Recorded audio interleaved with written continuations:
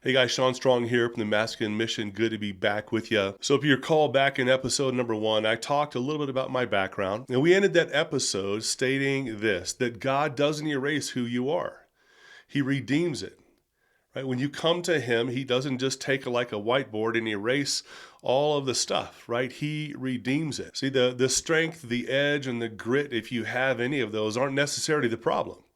Right, it's what you do. It's what we do with those things really that becomes the issue. And I think it's worth mentioning here too that, guys, the Masculine Mission podcast once again isn't for one certain kind of dude. You know, when I talk about guys with maybe strength and edge or grit, maybe you're not that dude. Maybe you grew up in a way where, again, those just aren't necessarily big characteristics of yours. That doesn't mean that you don't have a dog in this fight. Just means that from my perspective, as I'm sharing my story, these are some of the challenges that I had. But as we go through, as we continue to explore this, what does masculinity look like in order for it to align with God's design? We're going to recognize that it's going to, we're going to be hit in different ways. Some of us are going to have to dial back some of the characteristics and things that might come naturally to us. And others of us might need to up our game a little bit. Right? And so that might mean we need to grow a little bit of an edge. We might need to grow a little bit of grit. And so it's okay. The point is, this is not just for one guy, but I'm sharing my story and we'll see who that kind of resonates with. But it's what we do with all those characteristics that really matters. And so in that, again, episode 1, when I talked about meeting that sweet American pastor while I was in Costa Rica, man, that's what really began to make me wonder whether or not I fit the mold. And perhaps some of you guys might be thinking that describes a little bit how either you feel or how you felt. You know, when you think about whether it was something early on in your faith and you kind of got into the church, if you will, you might have wondered about how your wiring, your background, the way you see things, the way all kinds of stuff, how that matched up with what it was that you were seeing. So some of this might describe you guys, hey, is there a mold? Well, here's the news flash. There is no mold, man. There is no mold. This reminds me of in The Matrix, you remember Neo, the main character. There's a scene where he is trying to bend this spoon with his mind. And he's just sitting there, gutting it out, trying to make it work. And then he has this, epiphany or, big revelation. And he's like, there is no spoon. Same thing for us, man. There is no mold. See, here's the truth. There is no mold for the Christian man in the sense that a mold produces exact copies of something. Right? I mean, that's why you do it. You're looking for an exact copy. That's what a mold is. And there is no such thing as a mold for the Christian man. I tell you, I'm encouraged when I look at the first disciples because when we consider those guys, we recognize that there was a fair amount of variety or diversity between them.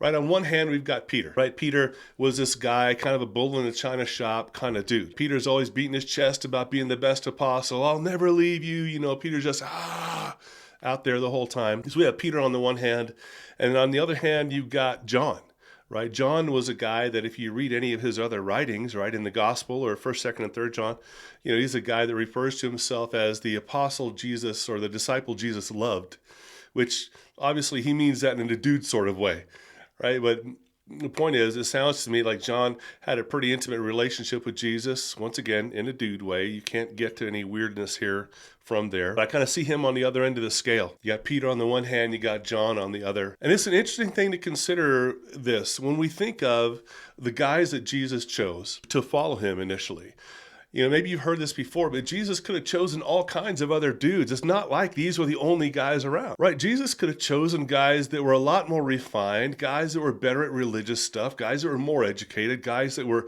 more self-controlled, maybe guys with cleaner speech or more reserved or whatever. Listen, those dudes were around, right? There would have been an A-team there that he could have chosen from.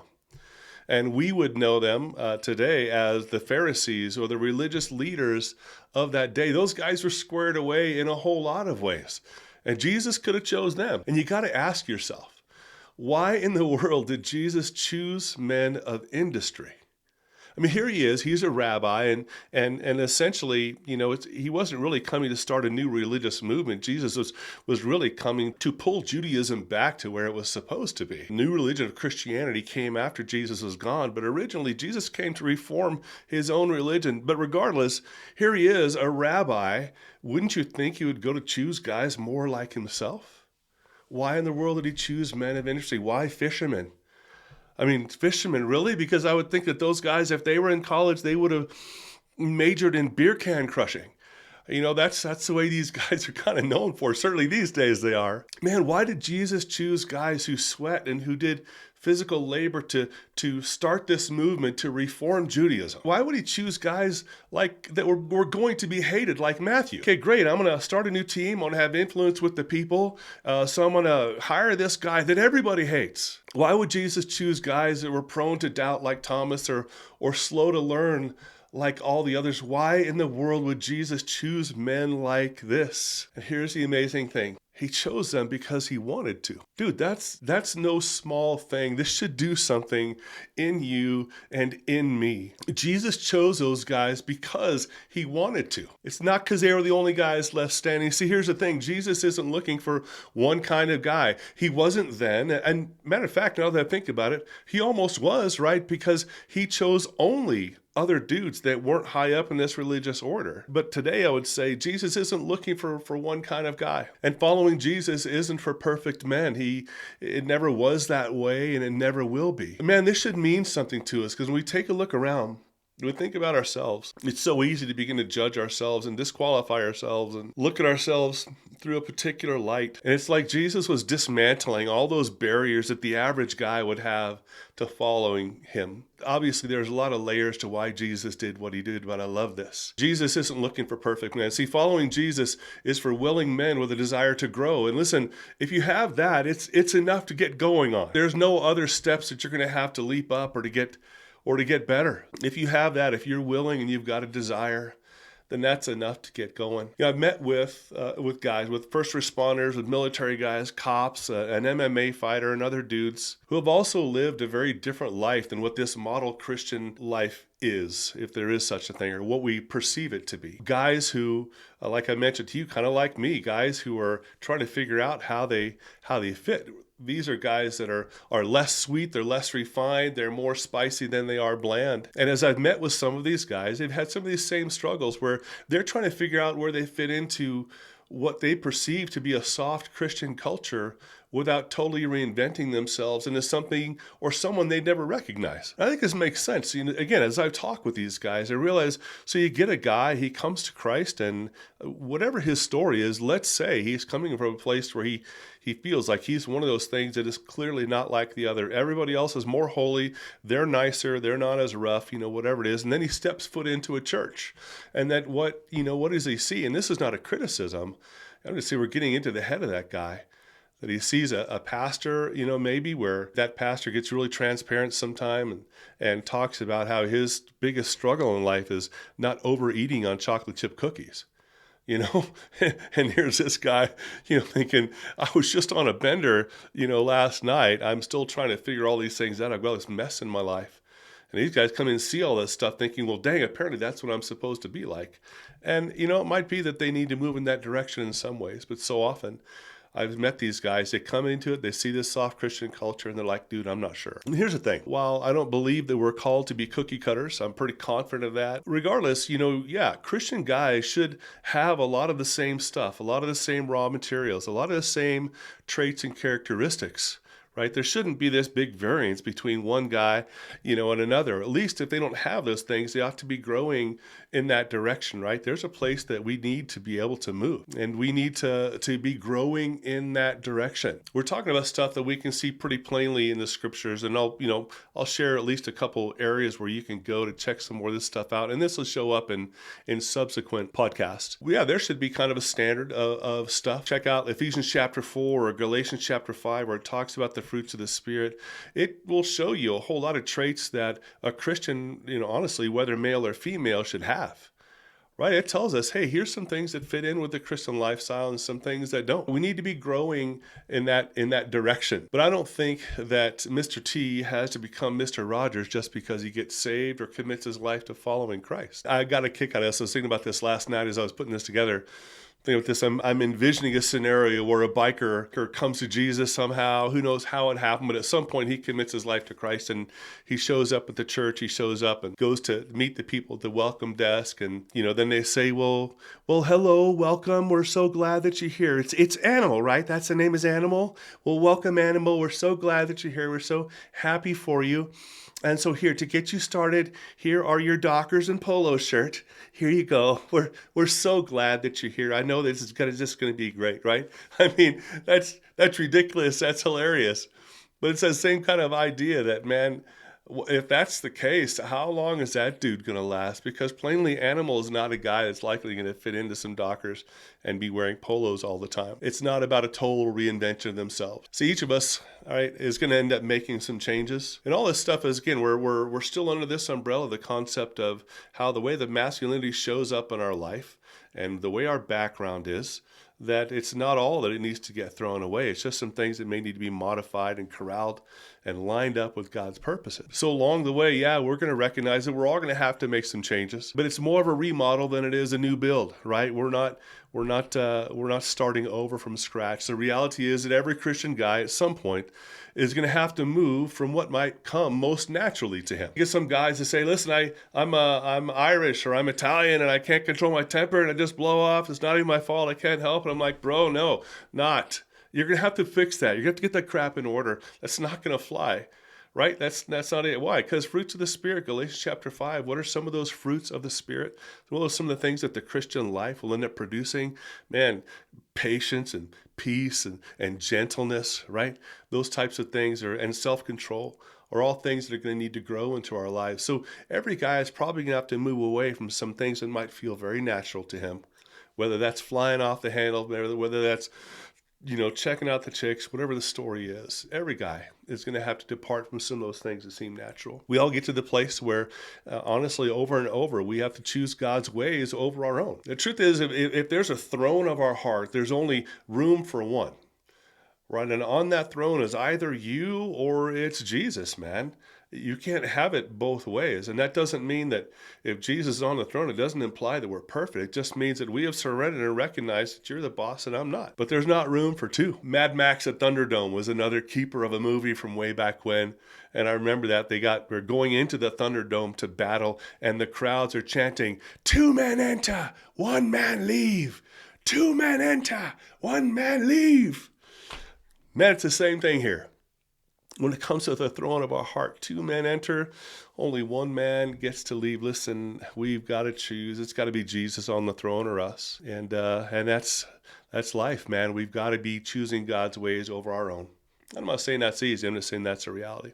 Now, I want to take a little bit of a quick side trip here, and hopefully it doesn't skew anything. But, I recognize that in a podcast like this, I have no idea who's listening. Some of you guys that are longer in the tooth, have been at this for a while, know a lot. And there's other guys where a lot of this information might be pretty new. So I want to take a side trip here and just kind of talk about something.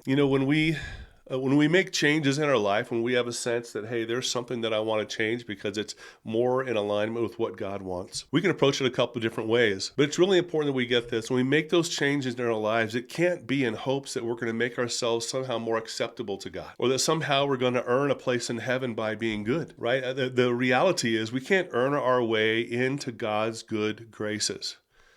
Right? So I want to just, take us right back to the book of Ephesians. This is Ephesians chapter 2, verses 8 through 9 in the New Testament. And this is what it says. It says, "For by grace you have been saved through faith. And this is not your own doing. It's a gift of God, not a result of works, so that no guy can boast." Essentially what this is saying that God's good graces can't be earned. It can only be had by putting faith in his willingness to give it to you as a gift. So it says that we're saved by grace through faith. So what I want us to get is that God's favor is given to you and me, not on the basis of our performance or ability to clean up our own act. His favor comes to us because we have said yes to the gift of grace.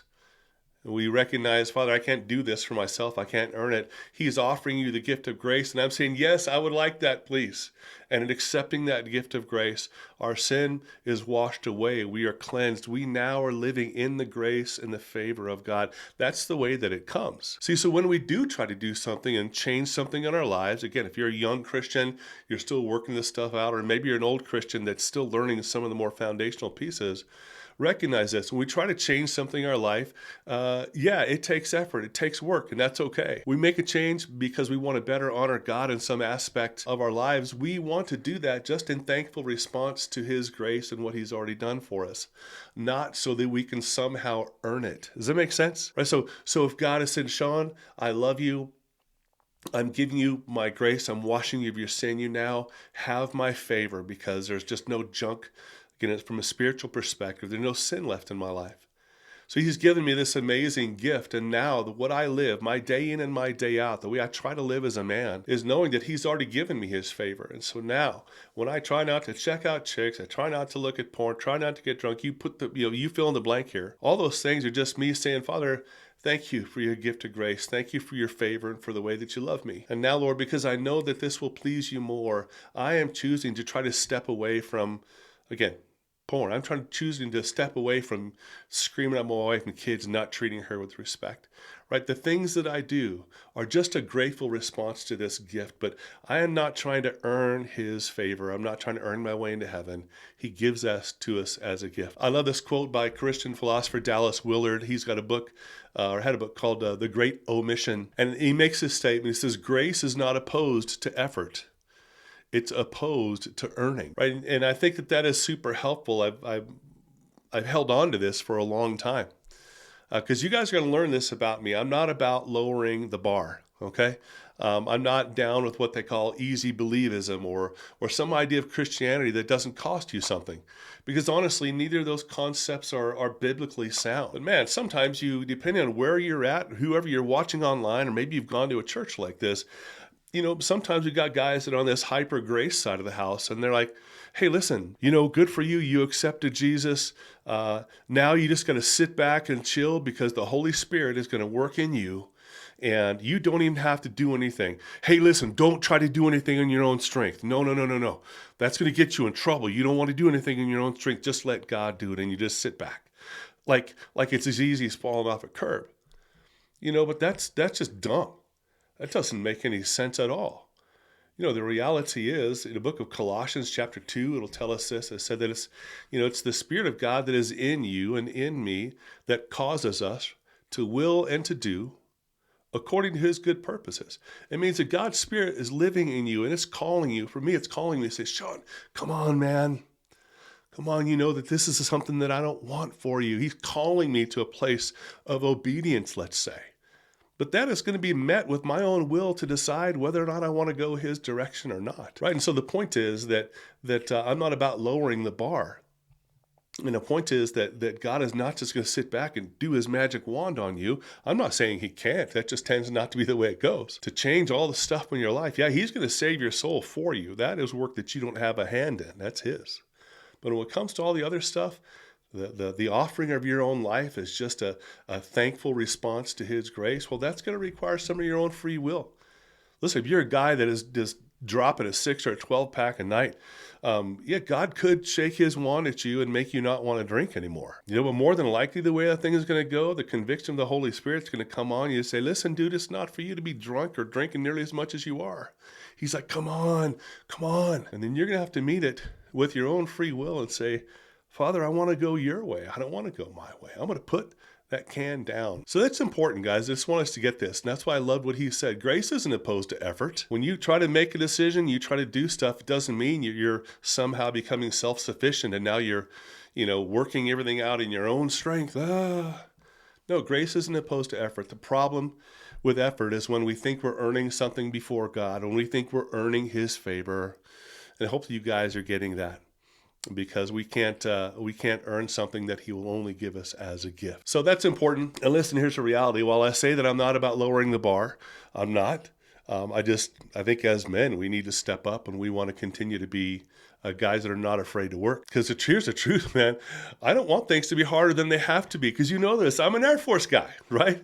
If I wanted things to be hard, I would have joined the Army, dude. But I don't.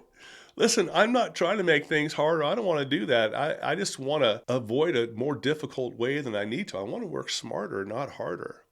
Here's the reality, man. I'm interested in grounding us in grace so that effort can be rightly embraced. I want us to have a good enough understanding of grace, what that means, so that when I do put my shoulders to the wheel, when I do try something, when I do lean in, when I do exercise my will, that it's in the right spot, that it doesn't get weird. And now, again, I'm trying to earn some kind of favor from God that only comes as a gift. So listen, we all have rough edges or corners, and maybe that's going to sound like I'm beating that drum.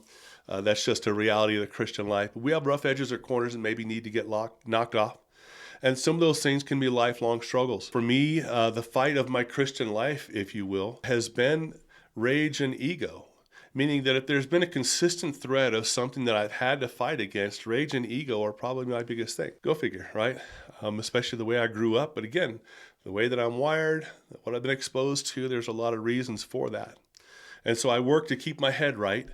And I surrender that stuff to the Lord. I'm like, Father, I want to go your way. I know this isn't what you want for me. But it seems to me that that junk is never far from reach. And that might be true for all of us. Some of us may have something that'll be the fight of our life, something we end up having to fight the entire time. Why doesn't God just remove it? Well, I would say certainly ask him to remove it. Why does he leave it? Well, that's going to be for him and you to work out. Sometimes it's just to keep us humble. But the truth is, for me, if I choose, I can reach out and grab some of that junk pretty easily. Ego and rage are not really, really far from me. And I would tell you that I'm definitely further down the road than I once was, right? This is a good thing. I'm not necessarily fighting that same fight that I was when I was 20 years old in some of these areas. But, it is. There are still things that can show up from time to time. They raise their ugly heads, and then God has to kind of shove his fat finger in my chest and say, Sean, this isn't for you. And especially with rage. While that's not something that I deal with, I actually deal with it pretty infrequently. But it might be once a year or twice a year, man, and it was the wrong day, the wrong situation, the wrong guys in traffic, the wrong, stuff going on at home, whatever it might be, to push me to this place where all of a sudden this rage rises up. And now I begin to envision newspaper headlines. Local area pastor in jail for assault, or something like that. Those are those times where I can feel it rising up, and that's when God puts his finger on me because he loves me and cares about me. And I will say this, that as I said, I think I'm further down the road than I once was. While we may have something that's the fight of our life, I hope that at least it's a fight, right? The struggle's important. The struggle means that you're pushing against it. But listen, there are some things where I've met guys, and they've been in the faith for like 15 years, and they still got a potty mouth. I'm like, what is wrong with you, man? You're not a little boy anymore. Fix that crap. Seriously. Hand that over to the Lord. Our speech is not supposed to be like that. So there's a place where we want to continue to move forward. If it's your lifelong struggle, I hope it's not the same 15 years after you get saved. Or if it is, I hope it's not because you haven't put the work in and you haven't worked toward doing something better and really, really surrendering that to the Lord. So as we pursue Christian discipleship and masculinity, some of us are going to have to surrender things like me, like rage and ego. And others may need to surrender their passivity and their ego. It's funny, I think we all got a little bit of ego, that is. Right? It might be for the guy that needs to submit his rage. It's for him recognize his ego might be the fact that he's tougher and won't take crap from anybody and blah, blah, blah, blah, blah. And then the guy that's passive, maybe his ego thinks is just that wrapped around this idea that he's better than everybody else because he's not mean and violent, right? It could go either way. Listen, what we want to do is be guys that allows God to work in us however he needs to. But the point is, some of us are going to have to surrender different things along the way. Some of us are going to have to surrender again and again this idea of trying to earn the favor of God, always trying to be good enough for him to accept you. And that'll be something you have to resist for a long time and over and over. And others, man, it might be alcoholism or substance abuse. Some guys are going to continually struggle in their fight against suicide. Other guys struggle against lust and porn and those types of things. But the struggle has value, as I said. Man, I'm so grateful that God values our effort over perfection, especially since the latter is totally out of reach for us anyway. right? Perfection is in any area, I don't believe is attainable. I don't think. I mean, we're still human beings. But I love the fact that God values our effort over protection. And there are some people that, might say, well, Sean, where do you get that? Right? Because it may sound like that's a lowering of the bar, but it's not. And here's kind of where I go with this, guys. And in Matthew, I think it's in Matthew chapter 7, Jesus is talking to people, and as he's addressing these people, he says, listen, he's going to try to help them understand what God is like. He's describing God's characteristics. So he says, if you people who are evil, meaning they're just typical human beings, if you guys are evil are able to give good gifts to your children, how much more would your Father in heaven give good gifts to those that ask him? Right? And that love him. So Jesus is like, you're all just normal folks. Well, God is the perfect Father. He's way up here. And the reason that that's important is to think of, let's look at a Sports Illustration. Not Sports Illustrated. Most of you, many of you, I know that I had my kids were in softball. My kids were in swim competitions, swim teams, things like that. And listen, most of us can relate to this. If you had kids or you were a kid once, this is the way it works. Your kid gets up to the starting block. Your kid gets up to bat, whatever it might be. And listen, you don't sit back and wait until everything's done with your arms crossed to see how well they do before you determine whether or not you're going to affirm their effort, or whether or not you're going to affirm them. You can say, well, let's see how you finish, and then I'll make my determination about whether or not you sense the fact that I'm behind you. No, the reality is what you do the minute your kid leaves the starting blocks, right? Man, you're screaming your head off. You're like, go, go, go, go, go. And even if their head's under the water, you're still screaming, you're still going. Even if they can't hear you, man, you're all over the place. Right? Why? Because you knew it took courage to show up to the line. It took courage to try. It takes tenacity to continue to go. You're not waiting at the finish line to see how they do, to determine how you're going to respond. No, you appreciate the effort. You appreciate everything that went into that. And so it's interesting when we come back to what Jesus said. He said, now if you fathers are capable of that, do you not think that the perfect Father is even more capable of that? This matters, guys, because we could have some really skewed ideas about God sitting back with his arms folded just to see how you do. Now you live under this pressure of performance and getting it perfect. When I believe that it's not far off or really obscure for us to believe that because God is a perfect Father, he cheers for you in the same way. It doesn't mean that he's going to move the finish line or not expect certain things of you. But it means that I think as we try and as we expend effort, it matters to him and that he sees it. Because he's a Father. He's not just this big far off God. He loves us. And he wants us to know, hey, I'm proud of you when you continue to try. Effort matters. The struggle matters. And I think that's worthwhile. Otherwise, we live under so much pressure that God never designed us to live under. So I want to shift gears just a little bit here. I want to go back to kind of the beginning, because when we talk about masculinity is a product of some stuff, certainly a product of some of our biology. So check this out. God was purposeful in the way that he made men. Right now, God made Adam with something. The special sauce is testosterone. That's it. Makes us, obviously drives a whole lot of the differences between us and women. But God made Adam with a ton of testosterone to accomplish the tasks that were going to be laid out before him. Right now, testosterone and the masculine traits that accompany it are not inherently evil. And that's the first thing I just want us to start off with.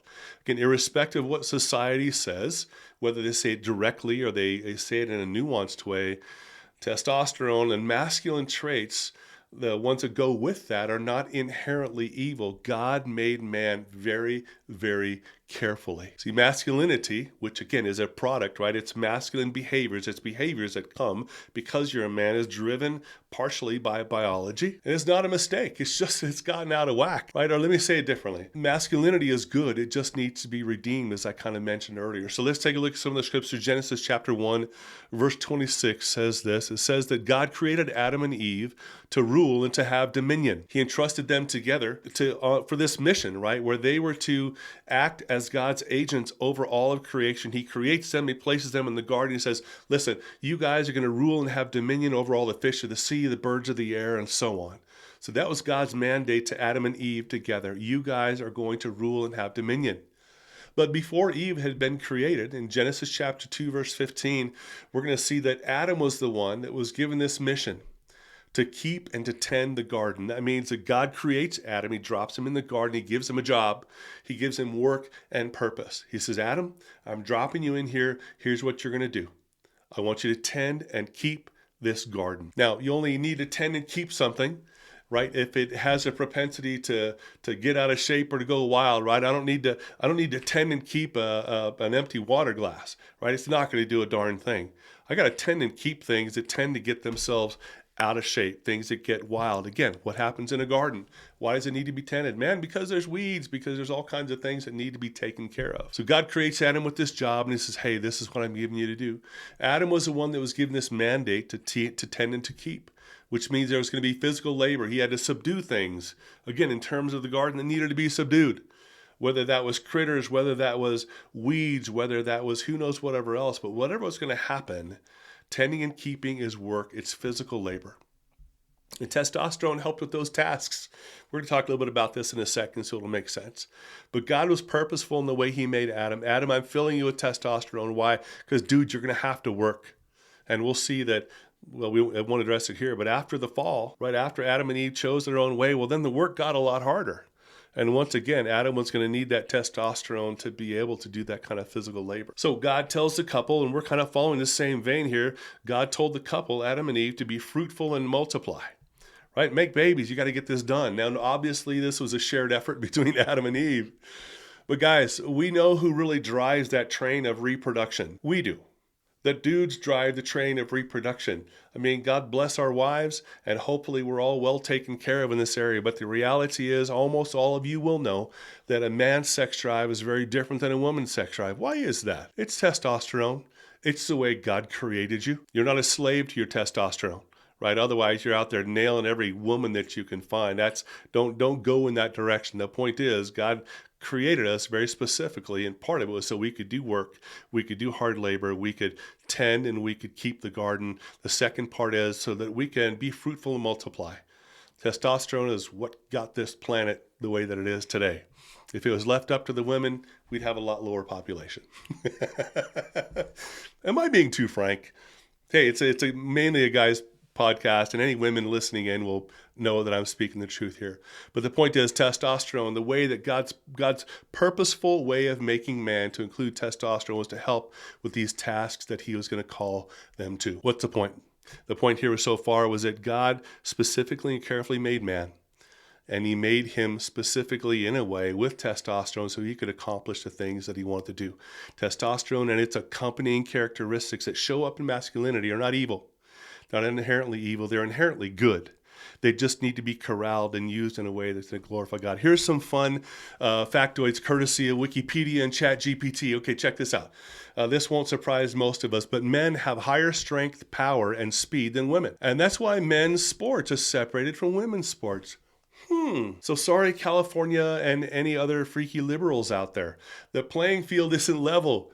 Man, that's why men and women's sports are supposed to be separate, because we are totally designed different, which we know. But here's some interesting statistics. Men have 38% more muscle mass on average than a woman. 38%, that's a pretty decent chunk. And as I was thinking about this, it's probably fair for us to say that, guys, if that margin is getting too narrow between you and your wife, bro, consider doing some push-ups, hit the gym, get fit. Best you can to do what you can with what you've got. But listen, guys have got 38% more muscle mass, and I hope that, if that's not what it should be, we want to continue to move forward so we can protect our families and so your wife will dig your body as much as you can. Next, women's overall strength is about 50% of men's. That's not a shock. Here's kind of a fun one. Men's grip strength is 186% greater than a woman's. That's why you get to open the jars. It's awesome. But on the flip side, listen, it's not that men are superior in every way. Listen, a woman could bounce a child on her hip for 3 days straight with no break, right? 72 hours she can do it. But for a guy, you hand us a kid, we're crumpling 15 minutes later. The women have got some strengths that we don't. Women are more fatigue resistant and able to endure repetitive and sustained efforts than men when it's not a max effort activity. And so to my point, it's amazing how long our wives can hold a child, take care of a child, where we'll be, achy breaky here in a much shorter period of time. And I think about this, man, so let's say I set foot in a department store. As soon as my foot hits the tile, man, I can already feel my lower back getting tight, right? I'm already hurting. I feel like I'm on fire here just stepping into the place. So I get into a department store. First thing I'm looking for is one of those round clothing racks that I could step up to and kind of lean on and rest. Because, man, I can't hang. It's just funny how that works. So I'm literally convulsing and dying in quick pain. And obviously, I'm being a little facetious here. Meanwhile, she's strolling the aisles in her happy place forever. The guys and gals got different types of strength. And we got that. But God didn't design men and women the same, and that shows up at the biological level. And there is a broad consensus that hormonal differences, not just social shaping, hormonal differences are associated with competitiveness in guys, dominance behavior in guys, reduced fear in guys, increased risk-taking in men. Most people don't disassociate their hormonal issues from that anymore. It's not all just social shaping. And similarly for women, man, because of the way that God has designed them, they're going to emphasize relationships and social bonds and cooperation over competition. And those are things that are happening at the hormonal level, not just social conditioning. And I'm going somewhere with this, because here's the thing. There are some that would point at that and say, well, hey, I'm a guy. I can't help. I do what I do because it's just the way that I'm designed. It's just the way that I'm wired. The problem with toxic masculinity and things like that is there are times where people use these even biological differences as an excuse rather than seeing things for what they are. And that is that God has designed us very specifically in a careful way. And the way that He's designed us has got great potential for good, but it's also got potential for evil, right? The reality is that the way that God has designed us is good. It just needs to be stewarded well. And that means, again, this is where sometimes we have to curtail some stuff and bring it back into line. The truth is we may have gotten off track ourselves at one point or another, but God's design for mankind and the male was careful and it was unique. And though society and the church sometimes, subtly want to throw the baby out with the bathwater as far as masculinity is concerned, I just want to say, guys, don't buy it. Don't buy this idea. And it may not be as big of a deal if you're an older guy. But I tell you what, a lot of the guys that are growing up now or some of our young boys, because you don't know what they're hearing in school, but they're all being kind of inundated with this idea that masculinity is evil and that your maleness is evil and that your testosterone is evil. Right? Well, no, that's just not true. And so I'd say for us, we want to make sure that we're not buying it. But we also need to keep our eyes on the younger generation, because those guys may not have known anything different than this messaging that tells young men and boys that there's something wrong with them because they're boys or because they're competitive. They're just trying to make some of these kids seem more and more like girls. Listen, as we're kind of wrapping up a little bit, I just want you to catch this. Our masculinity is good, or it should be. And it may not be as good as it should be at the moment. But listen, masculinity has got goodness in it. Masculinity should be something that gives life to people around. And this is the whole concept behind the masculine mission, right? The masculine mission is talking about a kind of masculinity that's life-giving. And we're going to explore that more and more as we move forward. So listen, here's the bottom line I want you to catch from this episode. And I'm hoping I've tied it together sufficiently, but bottom line is this: you don't need to reinvent yourself to follow Jesus. You need to surrender yourself. It's not about becoming Mr. Rogers if you're Mr. T. It's about taking your Mr. T and surrendering it to Christ and allowing Him to have His way in it. The bottom line is that God isn't looking for polished men. He's looking for men who are willing. He's looking for guys that are going to take what they've been given. They're taking their strength. They're taking their fire. They're taking the edge that God has given them and placing those things in God's hands. And say, Father, what would you have these things look like? If you want to knock some edges off, have at it and help me not to fight you. Because listen, when that happens, something powerful begins to take place in us. We offer those things to Him. We'll see that the rage that we might have becomes controlled strength. Listen, there's still strength there. The difference is rage is strength that's out of control, strength that is used for selfish ends. Right? Rage becomes controlled strength when we offer it to Him. Passivity can become courage. And that is maybe some guys are going to have to up their game in this area. right? When we offer it to him, ego can become purpose. This isn't about becoming less of a man. It's about becoming the man you're actually created to be. See, because by God's design, he created men to be different. He created men to do a particular task. He created men with testosterone and strength and competition and all these other things. It's not about becoming less of a man. It's about becoming the man you were actually intended to be. It's calling us back to the place we've really come from. And guys, there is no mold, and there never was. This is so important for me. God's not calling me to be Mr. Rogers. And if you're Mr. Rogers, God isn't calling you to be a biker or be some other thing. There was no mold. There is no mold. There's just you, man. And then there's the invitation to step into this redeemed, purposeful masculinity that really actually matters, that actually makes a difference in this world. So listen, the question isn't, do I fit, right? The real question is, am I willing? God has a design and a desire for us, not looking for one kind of guy. Now he's looking for you right where you're at. All right, guys, well, bless you. Look forward to connecting with you next time. Take care.